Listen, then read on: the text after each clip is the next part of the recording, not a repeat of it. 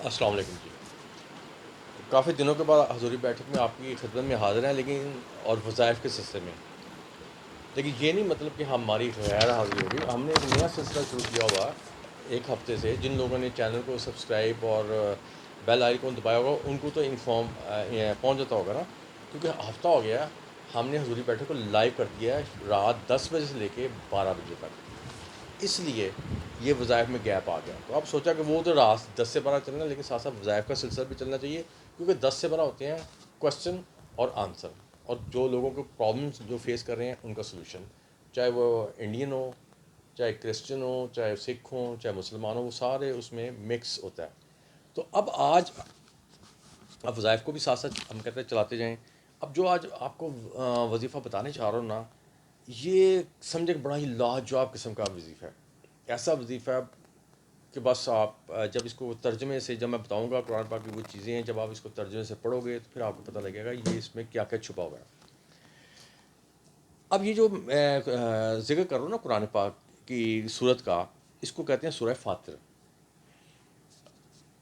اب اس سے پہلے کہ میں اس کو تھوڑا سا کھینچوں گا نہیں، میں اس کو شارٹ کرتا ہوں. تو اب میں چاہتا ہوں کہ اگر یہ کوئی بندہ پڑھتا ہے تو اس کو پڑھنے سے اس کو کیا فائدے حاصل ہوں گے. حالانکہ فائدے یہ کہنا نہیں چاہیے کہ کیا فائدے حاصل ہوں گے. قرآن پاک کے ایک ایک لفظ میں، ایک ایک صورت میں، ایک ایک ورڈ میں، ایک ایک آیت میں انتہا سے زیادہ فائدے بھی ہیں، خزانے بھی ہیں، بہت کچھ ہے. لیکن جب ہم ورڈنگ یوز کرتے ہیں تو اس ورڈنگ میں یہ ایسے نکل جاتا ہے منہ سے. اب یہ سورہ فاتر کیا ہے؟ یہ ایک تو نمبر 1. اب یہ مکی صورت ہے. مکی صورت کون سی ہوتی ہے؟ جو کہ مکہ شریف کے اندر نازل ہوئی ہوتی ہے. ٹھیک ہے.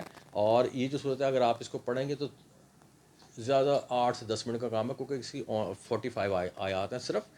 اور یہ آپ کو ملے گی کہاں؟ یہ آپ کو ملے گی پارہ 22، یعنی کہ 22.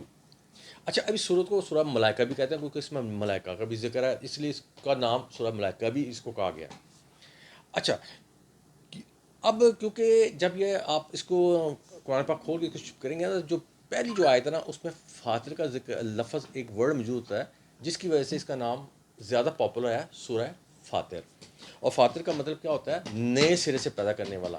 اور نئے سرے سے کون بندہ پیدا؟ صرف اللہ تعالیٰ کی ذات ہی ہے جو نئے سرے سے پیدا کرتی ہے. اب اس میں جب آپ اس کو پڑھیں گے نا تو اس میں آتا ہے کہ تمام جتنی بھی تعریفیں ہیں نا وہ اللہ تعالیٰ کے لیے ہیں، اور اس میں کوئی شک بھی نہیں ہے. مطلب یہ ہوتا ہے کہ ہم اللہ جو بھی اللہ تعالیٰ کی تعریفیں کرتے ہیں وہ اللہ تک کے علاوہ اور کوئی ایسا بندہ اس قابل نہیں ہے کہ اس کی تعریف یہ ساری اللہ تعالیٰ کو ہی پہنچتی ہیں. اچھا، اب ان کو ثابت کرنے کے لیے جب آپ اس کا ترجمہ اس کو پڑھیں گے تو اس کو ثابت کرنے کے لیے اللہ تعالیٰ نے اس میں 4 عقلی اور ایک غیر عقلی دلائل بھی پیش کیے ہیں.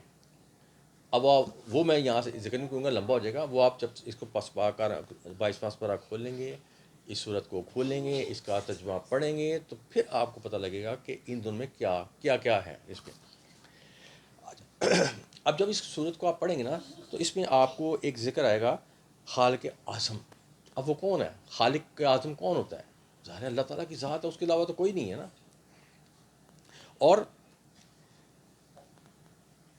اس سے کیا مراد ہوتی ہے؟ اس سے یہ اگر اس کو تھوڑا سا میں کروں نا، اس کو تھوڑا سا آپ کو تھوڑا سا ایکسپلین کرنا چاہوں تو اب دیکھیں دنیا میں ہر قسم کے ہر رنگ کے لوگ موجود ہیں. کس نے تخلیق کی ہے؟ اللہ تعالیٰ کی ذات نے.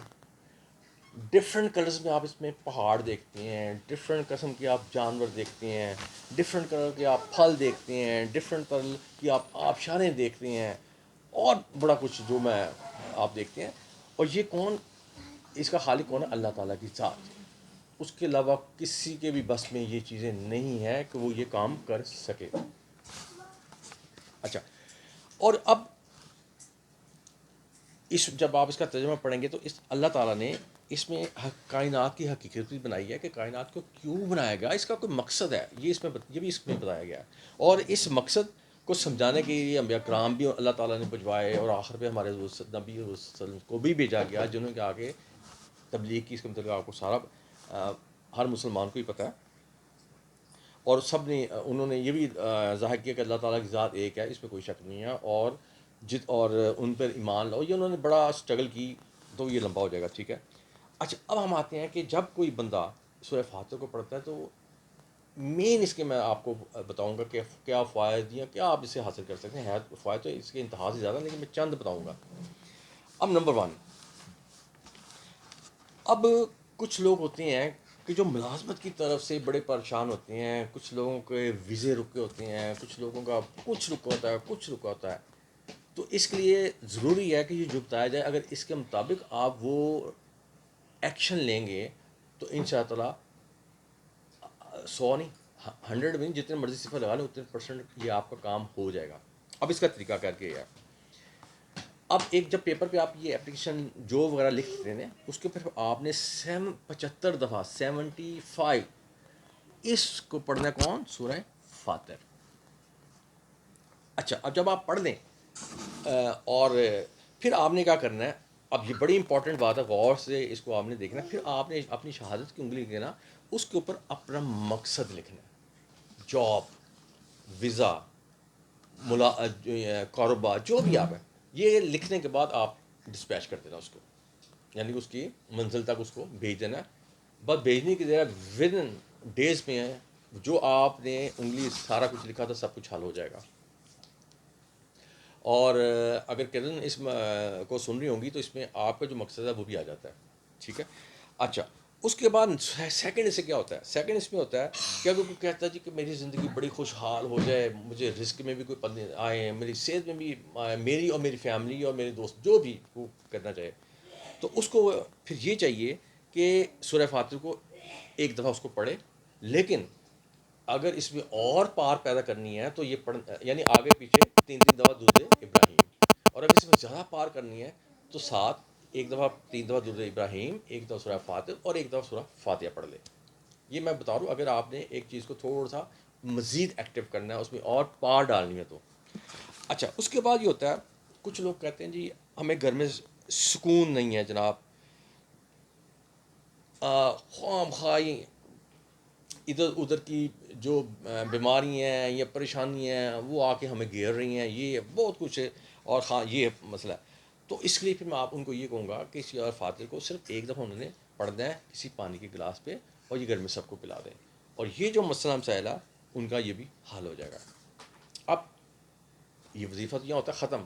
لیکن اب ہماری مسلم کمیونٹی ہے، ٹھیک ہے، جب اتنا کوئی لمبا چوڑا چیز بتائی جائے اور اوپر سے دیکھا جائے کہ حضوری بیٹھ رہے ہیں سورہ فاتر بتا دی ہے، اس کی تو آیت ہی 45 ہیں، اب یہ کون پڑھے؟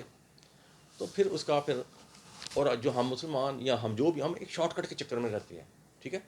جو بندہ تو اس کو پڑھنا چاہے پورے کو پڑھ سکتا ہے، اور جو کہتا نہیں جی میرے پاس تو ٹائم ہی نہیں ہے تو مجھے کوئی شارٹ کٹ ہی بتائیں، تو اس کے لیے یہ ہے کہ جو اس نے ذکر کیا جی غربت کا، اس نے ذکر کیا، اس نے کہا جی میری عزت میں اضافہ ہو، میرے رزق میں اضافہ ہو، تو اس کو پھر چاہیے کہ سورہ ہر نماز کے بعد پھر یہ اس کو کرنا پڑے گا.